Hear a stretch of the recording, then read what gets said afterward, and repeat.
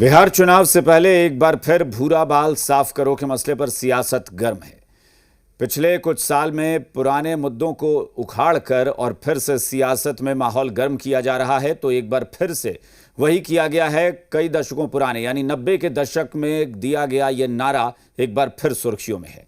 JDU नेता आनंद मोहन ने RJD नेता मंगनी लाल मंडल के भूरा बाल वाले बयान पर पलटवार किया।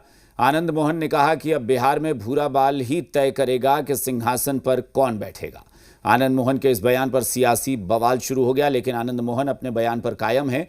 उनके मुताबिक उन्होंने कुछ भी गलत नहीं कहा है, लेकिन आनंद मोहन के बयान पर बिहार में बहस छिड़ गई है। पूरा बाल साफ करो का नारा देने वालों, कल सवन सिंहासन पर था, सत्ता में था और आप किंग मेकर थे, आपकी खुशामद थी। आज उपेंद्र कुशवाहा लड़ रहे हैं चिराग पासवान से, चिराग पासवान लड़ रहे हैं मांझी जी से, कोई लड़ रहे हैं मुकेश सहनी से, कोई लड़ रहे हैं नीतीश कुमार, कोई लड़ रहे हैं तेजस्वी और लालू यादव। अब ये भूरा बाल वाला तय करेगा सिंहासन पर कौन। बिहार के सियासी गलियारों में एक बार फिर भूरे बाल का जिन्न घूमने लगा है।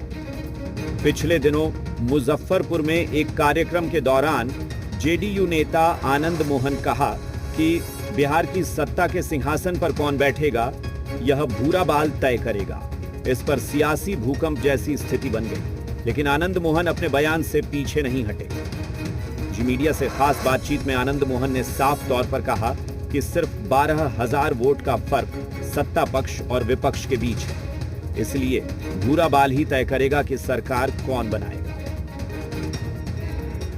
मात्र 12,000 का अंतर रहा।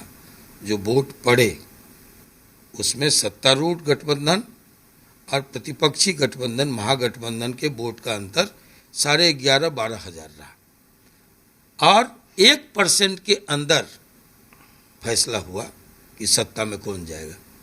आप ही हम लोग को समझा रहे हैं कि आप 90% है, आप 10% है।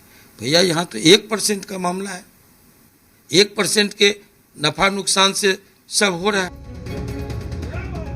आनंद मोहन ने भूरा बाल वाले बयान को हवा दी तो सियासी बयानों के तीर चलने में देर नहीं लगी।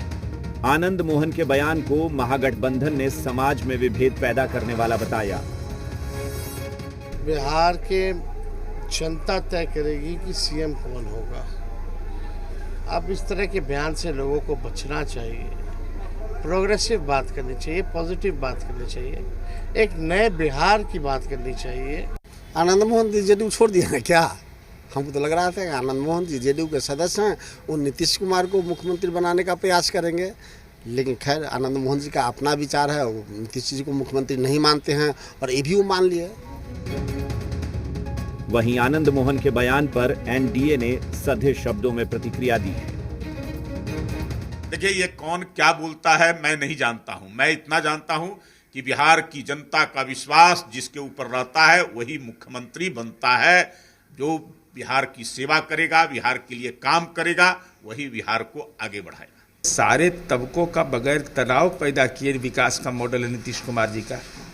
अब ऐसे दौर में मैं देख रहा हूं कि तरह तरह के बयान आ रहे हैं जो सामाजिक हित में अच्छा नहीं है, राजनीतिक हित में भी अच्छा नहीं है। बिहार की सियासत में भूरा बाल यानी भू से भूमिहार, रा से राजपूत, बा से ब्राह्मण और ल से लाला का इस्तेमाल सामाजिक और जातीय समीकरणों को साधने के लिए किया जाता है। आनंद मोहन का बयान भी इसी जातीय समीकरण की ओर इशारा करती है। रजनीश, जी मीडिया, पटना।